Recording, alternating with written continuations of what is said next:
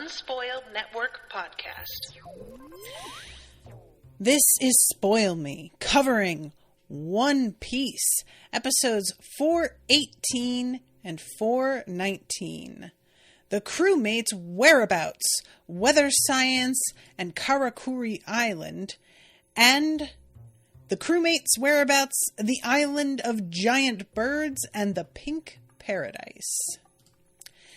In these episodes, it is a vast variety of wonderful and terrible going on in these episodes, kids. Welcome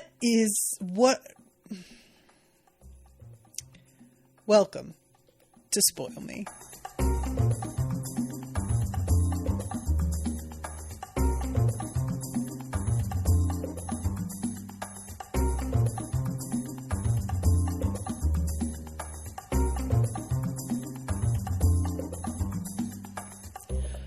Welcome to the show, everyone. I am Natasha. Thank you very much to Gabriela for commissioning this episode. What's up, Gabriela? You guys, I just want to remind all of you that in a few weeks, it's going to be in the first or second week of October.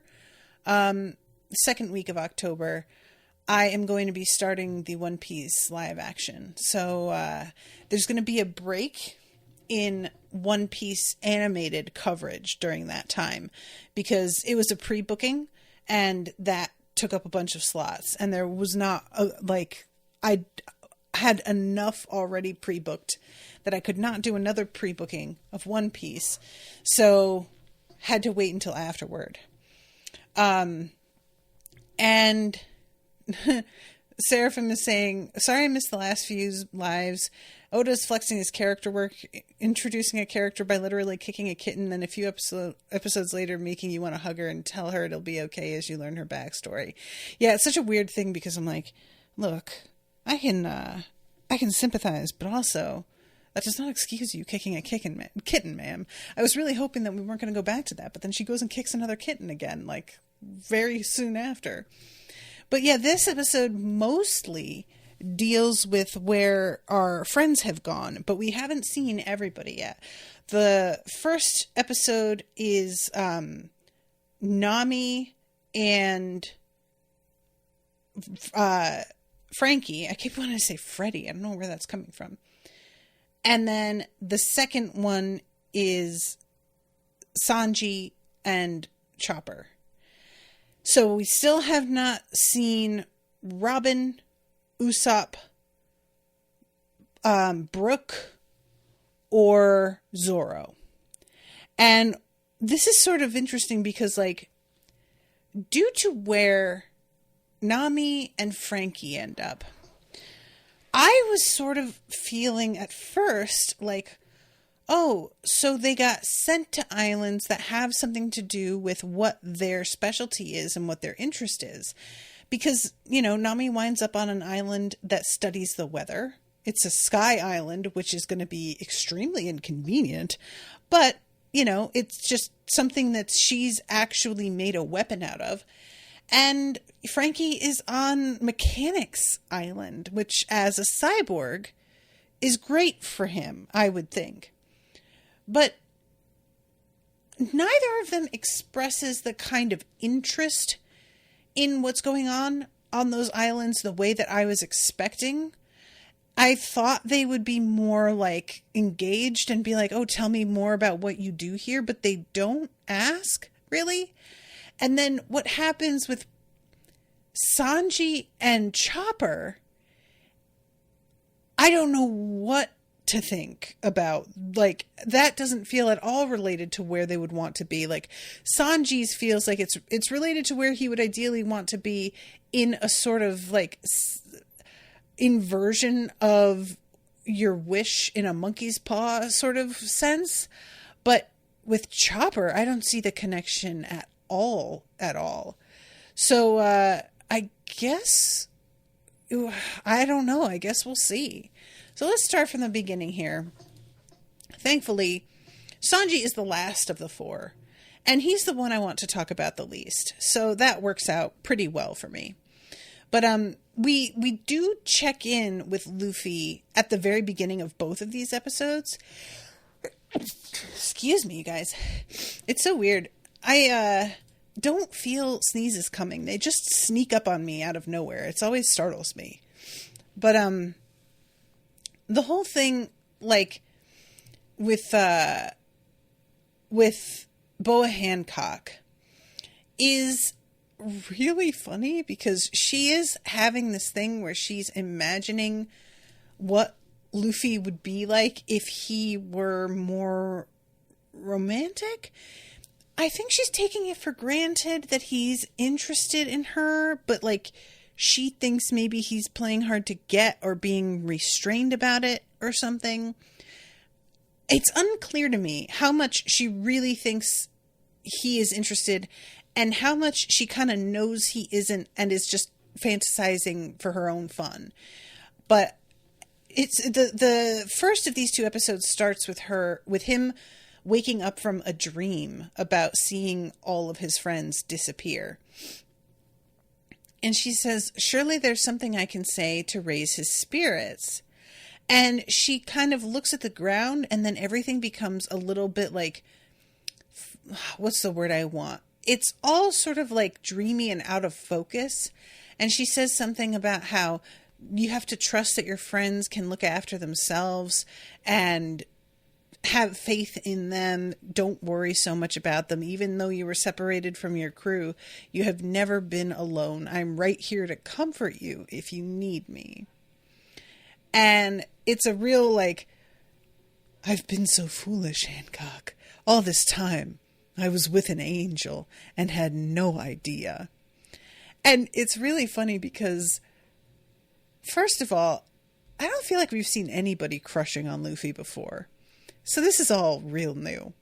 Secondly, the way that they're animating the moments are... I had thought they would take the same sort of tone as when Sanji is fantasizing, but it seems much more serious somehow. Like they're kind of doing an imitation of another type of anime specifically. And I also, like, guys, when I'm watching Luffy sitting on the couch next to Boa Hancock, it really is uncomfortable when she's imagining making advances on him and she looks like she is, 30 and he looks like he's about 13. It's just like, I know that he is supposed to be like, 17 or so? So we're still in a kind of like weird area. But I think Boa Hancock is only meant to be in her early 20s. So it's still sort of But the way that they are both illustrated, it is really does not look good. That's all I'm saying. So yeah, then he's like, we have them in silhouette and they start kissing and she's like holding her face and her cheeks are turning pink and she's giggling to herself and squealing. And it's really funny because Luffy has no idea what's going on and he keeps calling her hammock. And I was just like, this is so disrespectful. Oh my God. So that's what we get with the two of them to start this episode off. And then we cut over to Nami landing. And it's like we're seeing her falling towards the earth at the same time as we are seeing, I think, the barometer drop, if I'm understanding what that tool is, like an air pressure thing. And she hits the ground hard. Like it's a really loud noise. And this little old man comes out to see her. And this guy... like all he needs are stars and moons on his robe and hat. He's got a pointed, like, gnome-like sort of hat. It's like a wizard cap and robes. And he brings her inside. And when she wakes up, she is in a comfortable bed. And at first it's just like, oh, this is new. But when he pokes his head out and is like, oh, are you finally awake? He startles her. Now, I would just like to register my disgust with Nami. And I will add a caveat to this. in saying that as a woman, winding up in the home of a strange man, in a strange bed, where you don't know how you got there or what's going on, I understand reacting with trepidation. Nami is such a total cunt here, though. Like, repeatedly. I don't feel like she ever actually says thank you. Those words. Like, she is never actually extending any sort of appreciate you picking me up, a total stranger that crashed to the ground, who knows who I could have been, and nursing me back to health. 2 days she was unconscious. And as soon as she comes back to consciousness, she begins to beat the shit out of this guy over nothing. And she keeps telling him to back off. And I'm like, how about you just leave his home then? How about you just go outside and don't tell the man who owns this house, who has been trying to help you, to back off when he's doing nothing but checking if you're okay. Relax. Like, it was just so over the top. It was like, the thing about Nami that I have often liked is the fact that she isn't a sweetie, you know? She isn't trying to be likable. She's here to get her shit done. But there's a difference between, like, not attempting to be likable and being outright aggressive and, like, rude for no reason. Which is what it really feels like is going on here. The first time that she says anything nice to him isn't until almost the end of this scene with her, when he has made her something to eat and she's telling him like it was really good. It takes forever for her to say anything slightly complimentary or warm. And you are in this dude's territory and you don't know anybody else. You don't know where you've wound up. It's honestly beyond just being like grateful to somebody who helped you. It's in your best interest to be reasonable from the get-go when you are in a location you didn't choose with people you don't know. It's just the smart thing to do. Like, be diplomatic. That's all I'm asking. So yeah, when she wakes up and does the who the heck are you? Where am I? And the translation, so she says, what is this? He says, calm down, you're in my house. I dragged you in here a while. And she says, you did what to me?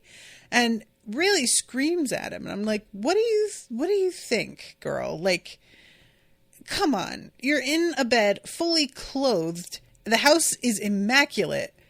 And this is like an old man who's asking, oh, you're finally awake, in a concerned way. What do you think is going on? And she tells him, I'm getting out of your creepy shack.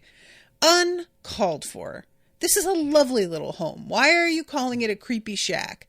She starts to chuck stuff at him. She like throws a pitcher. And when he comes at her again, she throws a bunch of other stuff and says, I said back off, you freak. What in God's name? Why? Why are you like this? And she starts to sort of remember some of what happened and to realize, like, she has no idea where she is. Her position is not awesome right now. So she starts crying. And I love how he says, hey, like 15 times in a row. And finally, when she's like, well, what do you want? He's afraid to even come out or say anything because he's got lumps all over his head. Again, she never apologizes for this. She just, he's like, are you done? Are you calmed down? And she just says, yeah. And I was like, girl, honestly. So this is when they have their food and he says, you slept for 2 days. So I'm sure anything would taste amazing right now. You must have been really put through an ordeal. And he shows her this weird rope that I think he calls a wind rope or a wind cord. Hold on, I'm looking for it. This may look like ordinary rope, but these are in fact tightly wound wind knots. That's what it is. So if he unties one, it's a breeze. If he unties two, it's a strong gust. And if he unties three, it's a gale. And he does all of those, which causes the entire table to go over. And she, once again, screams at him and hits him.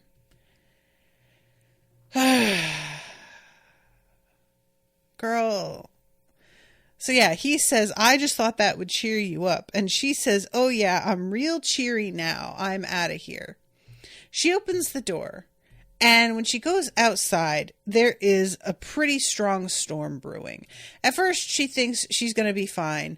The wind knocks her down. There's like a vase that comes flying, or like some sort of planter. I don't know, but it's heavy and it comes right toward her. And she looks up and she realizes that there is a cyclone headed their way, and tries to go inside and warn him like he doesn't know. Which is funny because, like, this dude just showed you a rope that can make wind do what he wants. I really feel, Nami, like you should maybe leap to the conclusion that he knows anything about weather already. I feel like, you know. Gus is saying about Boa and Luffy, she's 29 and he's 17. Ew, ew, ew, ew, ew.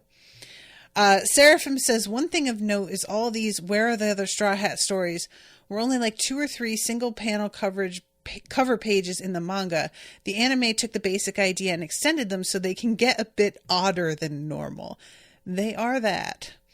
Gus says, yeah, each of these episodes were adapted from 2 pages with no dialogue, just a single subtitle, 1 page per person. That makes sense. Because all of this feels like very much like a... what's the word I want? Tableau, you know? So she comes inside. She tries to warn him about the cyclone. It's very clear, like, he knows what's going on, and she is trying to get him to panic. And it's just, she's assuming because he isn't reacting the way she wants him to, that he just doesn't understand the importance of what she's telling him. So we have a kind of fun moment where she goes into the shower and is like, there's all of these clouds floating about, which did make me sort of think about a sky island, but I didn't think that was where she was. I just didn't think she'd have been thrown that far, but I don't know why not. So he says to turn the wheel and hot water will come out, but he doesn't mention how it works exactly. It's like a cloud that comes out first, and then the cloud rains warm water. And then after that, from that same like spot, hot air blows out, which dries her off and dries her hair, which is genius, actually. And I completely understand why we don't have that function, because water plus electricity in that manner is a bad combo. But oh my God, guys, if I could like just from the same spot in the shower, turn a like warm fan on and dry myself off even part way so that I didn't have to deal with toweling off. Oh, that would be so nice. That's like one step away from in the Hunger Games, which I will be covering with Rashawn starting in about a month, by the way. There's a part where she first gets to the Capitol and she takes a shower and washes her hair. And there's this thing that she puts both her hands on and a current runs through her and her hair just sort of flares out behind her, completely dried. And ever since I've read that, it's been like a fantasy for me because my hair takes ages to dry. And that's part of having coarse, curly hair. It's not even that coarse. And for other people, it takes even longer to dry. But my hair takes at least about a full 7 to 8 hours to fully dry, air dry. And the idea of having something that would dry instantly, I mean, truly the best. So anyway, he makes some tea and they're sipping it and having like a nice chill moment. And then when she says, why are we so calm? A giant storm is going to wreck this place. Unlike you, I'm too young to die. There's just never a civil word out of her mouth in this whole little story. So the storm starts to hit. There's all kinds of rattling objects beginning to move on the shelves. And he tells her to stay in there and wait. And he walks outside with a sphere of light around him that's clearly protecting him so that he's able to walk with no problem. And she watches him walking away, asks herself, how is he so able to easily walk in this weather? And then instead of, again, accepting that maybe this man knows about the situation more than you and is capable of coping with it, she decides that she's going to go and take his wind knots and combine them with her climatac stick and get this whole storm to break up. And it works. It's successful. She is clearly not expecting the rope to be as effective as it is. So when it shoots up and connects and does what she wants it to do, it sort of throws her down for a second. And there's a real sense of that packed more of a punch than I thought it would.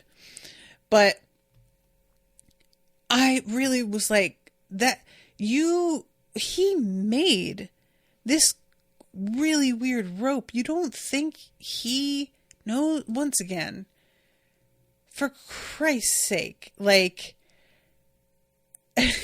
it's just, the combo of how rude she's being with how she's not putting any very obvious, 1+1s together. And he mentions finally when she goes back down there after the sky is once again blue, he says this is a small sky island called Weatheria, and we conduct studies of the weather. And that cyclone looked like it had the possibility of being an intriguing specimen, but it just suddenly up and disappeared on us. Now I wonder how that could have happened. And he strokes his beard when he says that, but I can't tell if it's because he knows that she did it. I think he does. And I just want to mention that this island is really, really cool looking. It's not only a sky island, it's on a bubble. So I don't know if that means that it's nearer to Sabaody than the other sky islands that we've seen. But there's also there's a round, what do you call it? A circular rainbow that's sort of canted to a diagonal angle, like a jaunty hat draped over the whole thing. I don't know. I just really like this island. I think out of every place that we have seen so far, the design of this place is the one that's the prettiest overall. So it ends with the narrator. So Nami found herself on a small island in the sky. Will she ever be able to find her way back to her friends? And there is the one that we get, because the narrator chimes in at the end of all of them. The jump in that we get after Frankie's is my personal favorite, and I almost wanted to record it and turn it into a ringtone. So we go from there to Frankie's, and he has landed on a snow island, which for any of our characters, this would be a headache because nobody's really dressed for snow. But Frankie, I think, is the least dressed out of all of them. If I were going to pick somebody, I would either pick for Chopper to end up here because he's got fur, or not Bones. I was going to call him Bones. Brooke. And that's just because he has no flesh to freeze. So I would assume this would not do anything to him. But there is a kid walking through the snow. His name is Kitten. And he is with a dog that's got he's got sort of it's like sunglasses, but they almost look like the thing that the dude from Star Trek has over his eyes. I can't remember his name. Or what's the Cyclops from the X-Men wears. This is an animal that's got some cyborg qualities. So they see this figure, and at first you just see a huge silhouette. And I 100% thought, you guys, that this was Chopper in his like giant form, because he had turned into that huge form, if I'm not mistaken, right before he got slapped into next week. I don't know if it's supposed to be that he changed while he was like traveling, or if I'm misremembering and he transformed back into his little form before getting slapped. But I really, really thought that's who this was. And I was genuinely startled when it turned out to be Frankie. And Frankie, it's so funny because the dog who opens his mouth and has two little missiles in there, the dog attacks him and Frankie goes down because they think that this is like some animal that they're hunting. And then they realize this is just a guy. And this dog fires a couple of missiles, like 6 of them. So the kitten comes up and is just like, hey man, no hard feelings? Are you okay? And he just sits right up and is like, yeah, no big deal. And I love this kid just being like, wow, he's just gonna walk it off that he got hit with missiles. So at this point, we get an amazing series of moments. So Frankie is starting to complain that it's quite cold and begins sneezing. So I always wonder about this, guys. I am sure that there is science behind this, but like the idea of you'll catch cold from the cold. Like I said, I'm sure there's like some truth to that, but it has always felt like it shouldn't be true to me. So the idea of like, oh, it's cold, and so now I'm going to sneeze because I instantly have a cold has always been real weird. And I love Kitten says, did bandits steal your pants? And this old guy offers him a fur pelt to put on. Frankie says, I'm trying to maintain a style here. That would cramp my reputation as a freak. Oh, I gotta move, man, like this. Wow, come on, follow my lead. And he begins to dance, and his dance is a solo performance for a little while. He instructs them with the same sort of like, slide to the left, slide to the right. One slap now, y'all. Like it's a whole thing. And eventually when the camera pulls in and out again, this pair of humans are dancing with him and the dog is just watching. And then we like zoom in on them and back out again. And then the dog is also participating. And honestly, I would definitely be down for like a Frankie led sort of calisthenics program. I would be into it. That's all I'm saying. So yeah, he says, that's how it's done. All right. But then the cold begins to hit him again. And they tell him we're on Mechanical Island, what's known as the birthplace of the genius. The what now? The genius. And all of a sudden, the who? The genius. And he covers with snow, and then when the snow is gone, he is encased in solid ice. And they have to transport him to the nearest like hospital / laboratory in this ice. And is the genius the person that we know who made Kuma? Is that the person that's responsible? I can't remember. Because there was like a sense of him recognizing that name, but I wasn't able to totally remember everything. Seraphim says, I think you mean a super set of moments. The cold making you sick is mostly being very cold can impair your immune system. Yeah, that makes sense. So we see all of these surgeons, and they're working with like robotic arms as well that are assisting them. But they're talking about how weird it is that Frankie runs on cola And that since they don't have cola, they are going to have to find another fuel source. So our new friends are waiting in like the waiting room outside, and the doors open, and Frankie comes out, not looking himself at all. He is still pantless, I will say that. At the very least, that has remained the same. But his hair is combed very neatly and tidily to one side.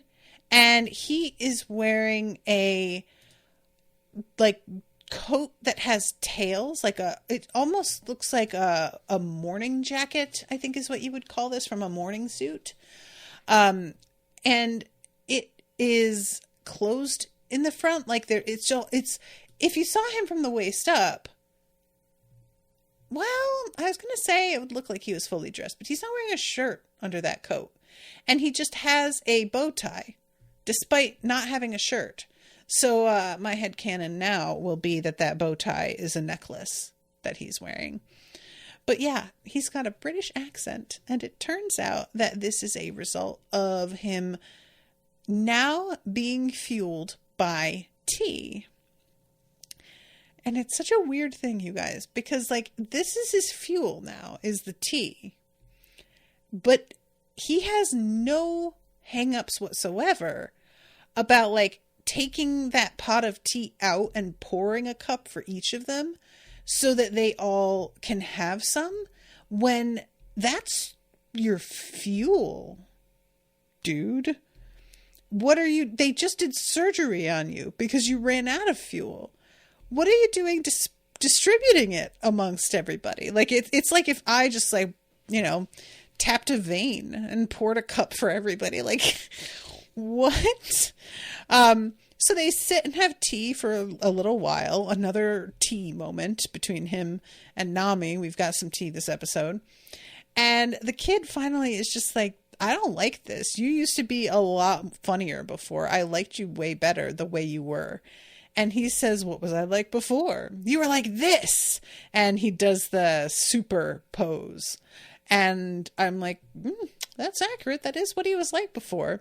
There's a long pause as Frankie sips his tea again. And it was honestly very funny. And then he says, lad, that's just a tad embarrassing. And the kid says, we need to get you some cola right away. And that's the end of this little moment here. So once again, we get the announcer. And so Frankie became a gentleman on Mechanical Island. Will he ever be a super freak again? I fell out laughing so hard, you guys. Will he ever be a super freak again? Presented as a real problem. That is just gorgeous. I love that so much. Like, I really want that sound effect to be a ringtone. Will he ever be a super freak again? Oh my God. I didn't even notice. Yeah, the snow uncovers the name Vegapunk. So that is the person who did Kuma. Okay, cool. So this is the start of the second of these two episodes. Hold on, there's people in the chat. Let me go look. I think some snow fell off a sign at the end. Oh, Gus is saying, yeah, I just saw that. Yep. So next one, we start off once again with Luffy and Boa. I love it. She is so angry that they are not giving her beloved Luffy adequate nourishment.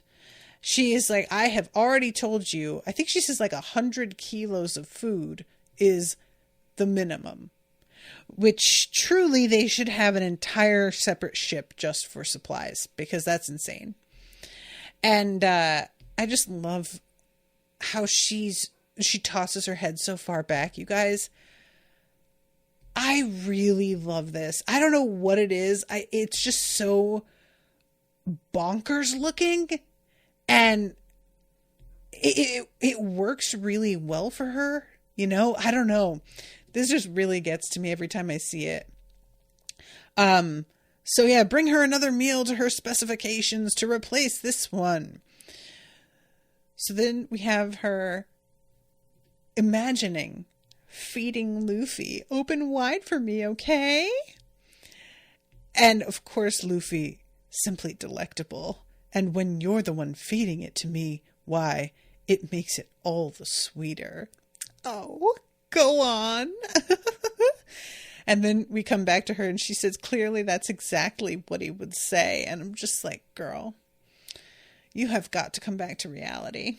She's off in the corner, like giggling to herself. And Luffy is actually sitting there trying to talk to her. And she can't engage because she's so caught up in her own head. And he asks her to come and eat with him. And she's like, oh, I don't really have an appetite. And as she's off to the side, she hears some guys whispering to each other. And it turns out we've got a couple of peeping Toms who are attempting to see in. She opens the door and love beams the two of them to stone. I, for one, cannot fault her.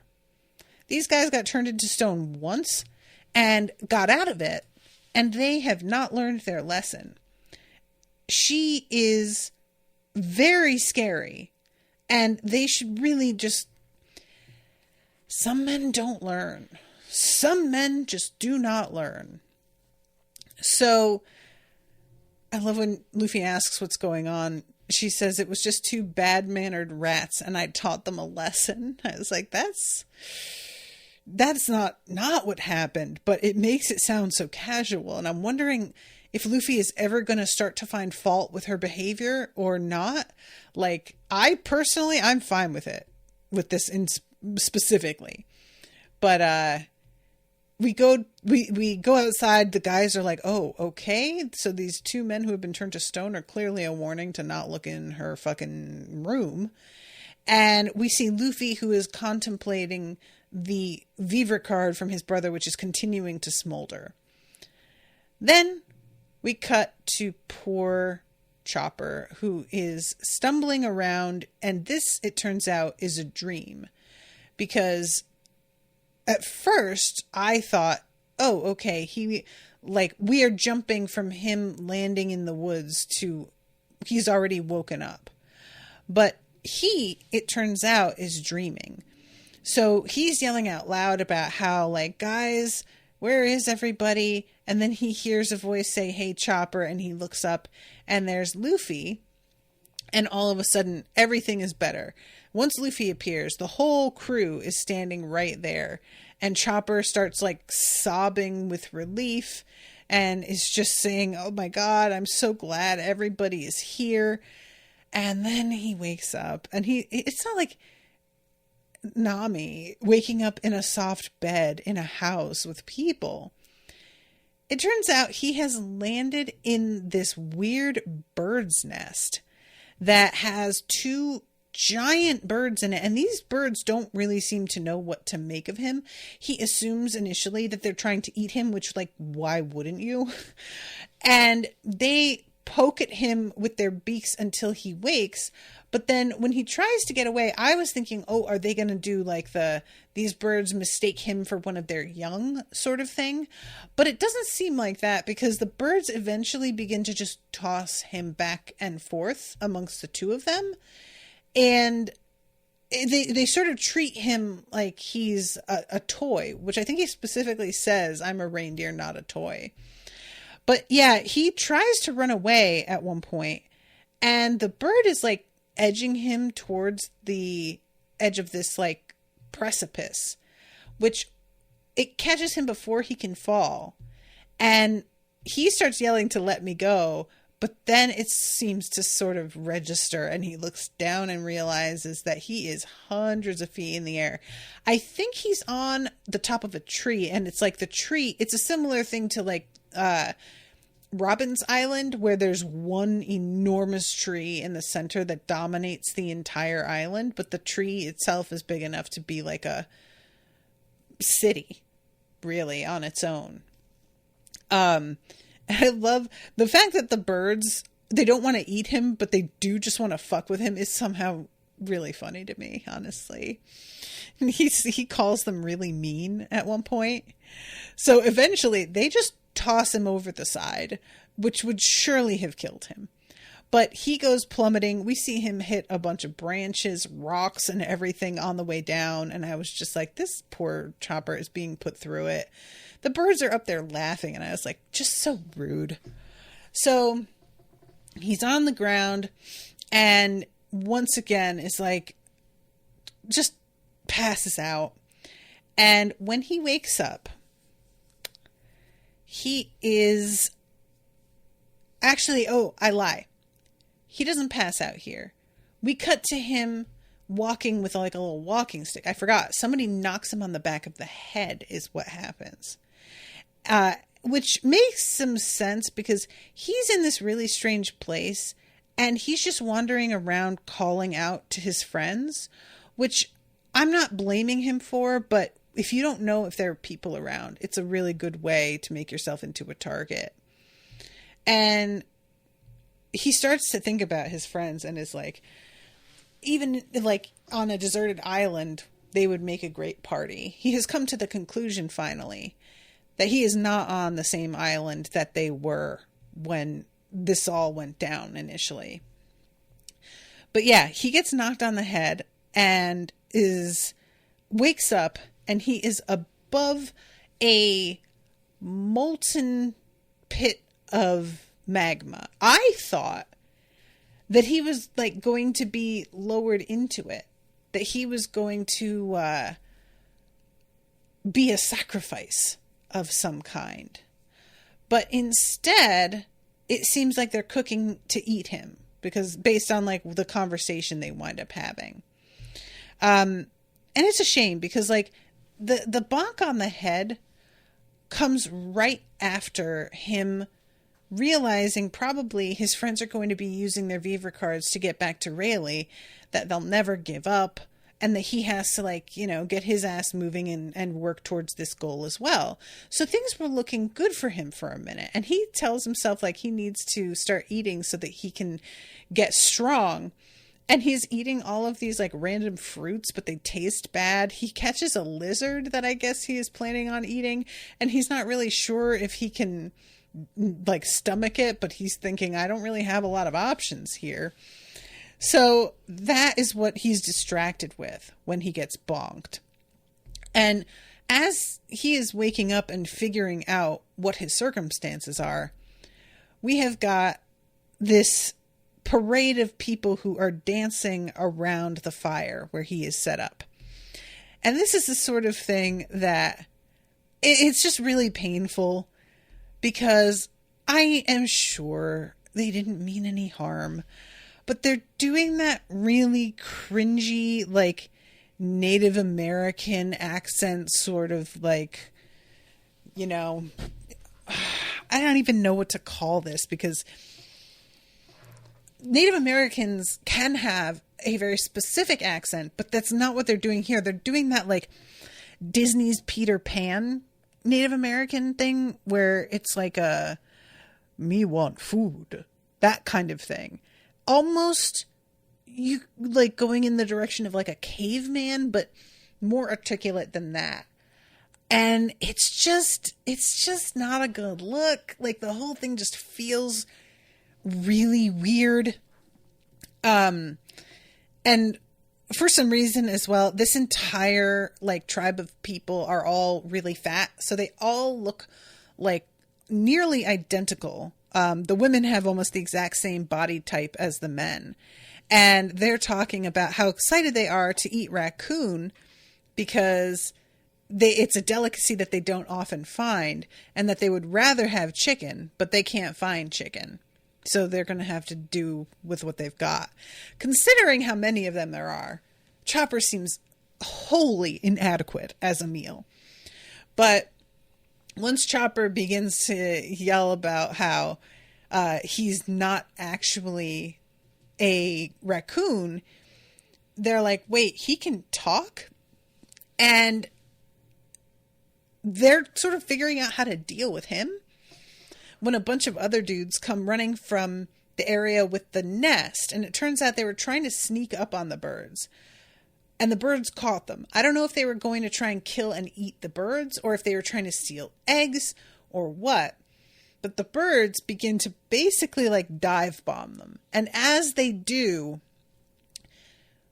Chopper, his like ropes break and he falls. And I think it's supposed to be like the impact of the birds or something. Like, it's just a weird how it breaks at this exact moment. But Chopper transforms partially into like his large form as he's falling. He injures his poor little feet because he has to land on the edge of the pot that everything is boiling in. But he does get down, and he is big enough at this point that he could probably defend himself, at least. And then we get the narrator that this is an island, you know, basically the birds run it. One legend suggests that its lands are filled with hidden treasure, but all Chopper has found is danger. So that's Chopper. So now I have the very unpleasant task of dealing with Sanji. Let me adjust this mic here. Oh boy. So this place is called Peachy Island, a dreamy, beautiful destination on the Grand Line. And it's very cute. I prefer the Weatheria Island, but this is like a bunch of heart-shaped rocks with a giant heart-shaped rainbow around it and a fish that's got lipstick and a bow leaping out of the water. It's really giving Lisa Frank vibes, actually, now that I look at it. And this fish, I swear to God, it's got stars and hearts in its eyes. And we see all of these women who are giggling and chasing after Sanji. And it starts off with him saying, "My dearest Nami, my dearest Robin, it's been a while. How are you? As for me, and it's a real, like, you're probably wondering how I got here." So we cut back to him waking up on the shore of the island, looking up and seeing this incredible rainbow, and just kind of being like, Jesus, what the fuck happened? Which you would ask. The trees even have like pink leaves, I believe, or else it's supposed to be like flower petals. The petals or leaves are heart-shaped. I think it's supposed to be petals. But anyway, there's a woman here asking, "Are you okay? Say something, anything." And he can't respond and passes out again. We hear him, like, eventually he starts groaning and seems to open his eyes a little bit. And this woman is sitting on a bench, wiping his face with a handkerchief. And his head is in her lap. And he's like, "Oh, I'm in the lap of a beautiful woman. Is it Nami? Is it Robin? I must be dreaming. It doesn't matter. All I know is I want to stay here forever." And he puts his hand on her hand, which startles her. And she runs away crying, which is a weird reaction. He looks down and sees the handkerchief that she had been wiping his face with has been left. And when he opens it, it's embroidered with the name Elizabeth and a heart, a very intricate, weird looking heart. So he determines this is like the most romantic, beautiful island I've ever been. And Elizabeth, who was treating my wounds, is a clearly romantic, beautiful woman. I am going to go and find her. I hope that Nami and Robin can appreciate the fact that I am being unfaithful because I have met my true love, who is clearly an angel because I am obviously in heaven. So then, and I had a suspicion, you guys. I had my suspicions, you know. He's imagining her and him running on the beach, just these like romantic moments. And he pulls out Rayleigh's Viva card, and he's thinking about how, like, they're waiting for him, but the least I can do is thank Elizabeth for her kindness. Of course, sure. So he finds her house, and when he is standing in front of it, and it looks sort of like one of the like towers of the Taj Mahal. I'm trying to think what you call this sort of architecture where the top looks like a radish. But he's standing there like at the end of the path, and we see all of these women who are like hiding behind the trees around him and poking their heads out and looking at him. And it's really weird because like they all have really similar faces, but their eyes are not visible. And I was not sure what to make of this. And I guess what we're meant to think later is simply that their faces were in shadow, so you couldn't really see their features very well. I don't know. But he goes to the door and he tells Elizabeth, like, I just want to thank you and bring you your handkerchief. She, very amusingly, opens the door and just grabs the handkerchief and slams the door again. And I was actually sort of enjoying that. So he decides, you know what? I can't take offense. She doesn't know me. And I'm maybe rushing things a little bit. Why don't I just like approach her, because she's clearly shy, with a little bit more thoughtfulness. So he starts talking about how he couldn't bear to leave without thanking her. Perhaps you would allow me to apologize for being too forward and give me the honor of cooking for you. Whatever you'd like, I'll make it. I'm a world-class chef. And she then says, you really like to cook? And he says, yes, I love cooking. Do you like clothes too? Like fashion? Yeah, unlike some stupid swordsman I know, I actually care a lot about the way I look. Really? You're not just saying that? Oh no. What about dresses? And he's like, dresses? And then says, oh, she's asking me about stuff because she wants to know what I'm into, because she's trying to make a love connection. And he's imagining her wearing a dress and like modeling it for him, asking him what he thinks of it on her. And I think the very last question is, what about flower? Oh no, flower prints. What about flower? Nothing in life beats a gorgeous flower print. They're so adorable. And she starts laughing and she says, all right then. And she opens the doors.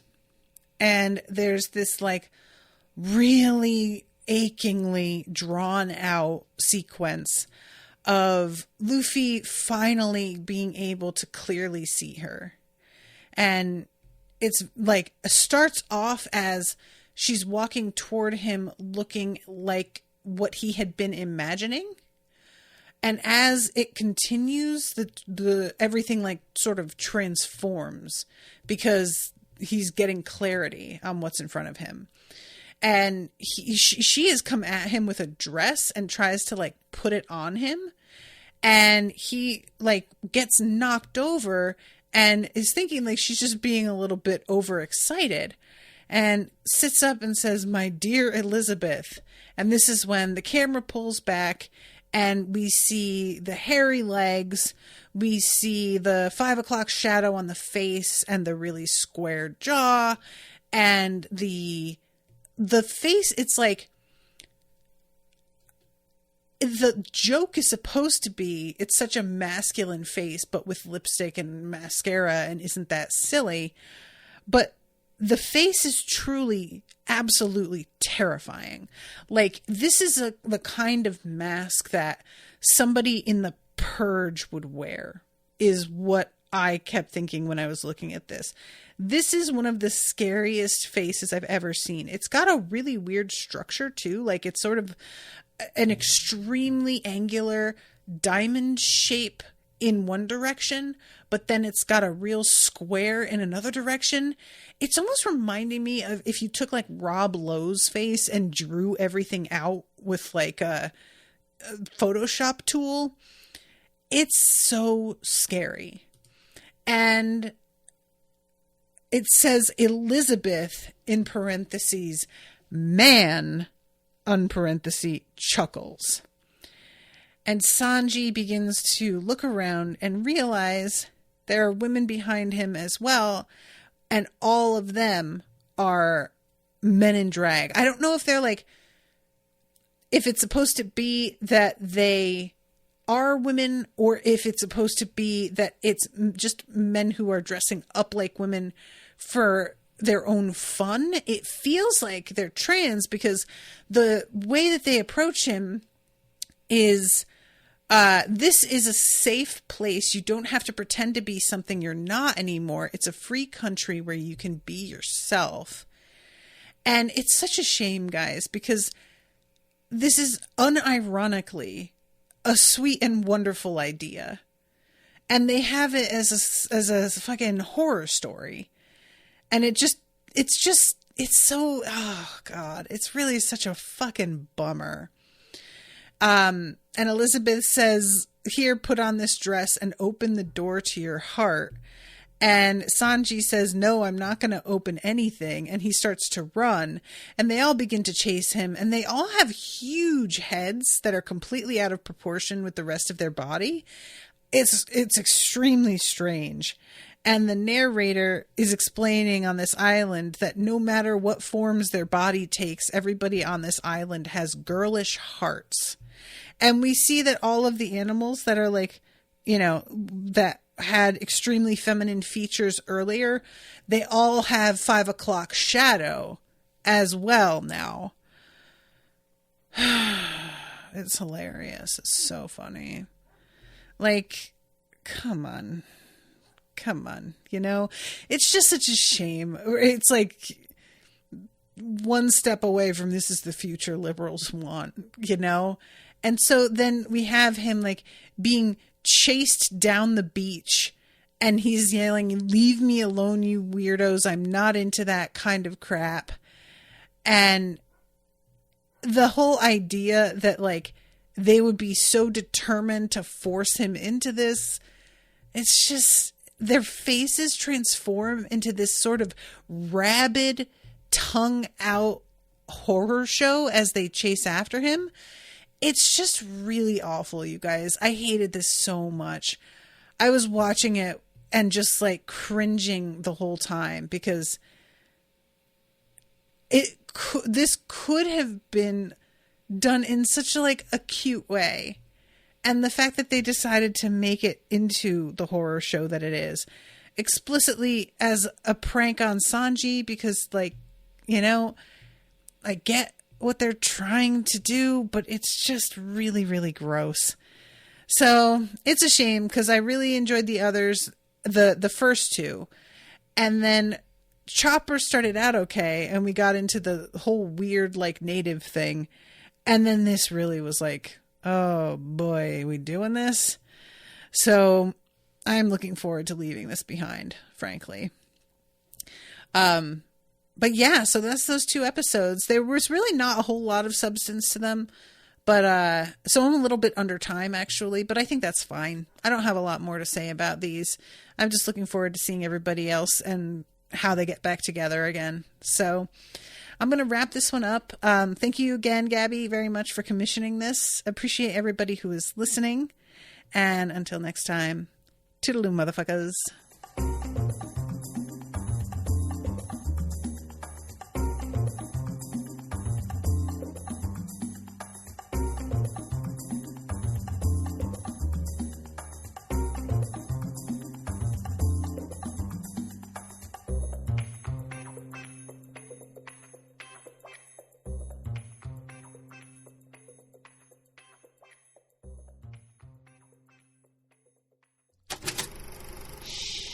That was an Unspoiled Network podcast.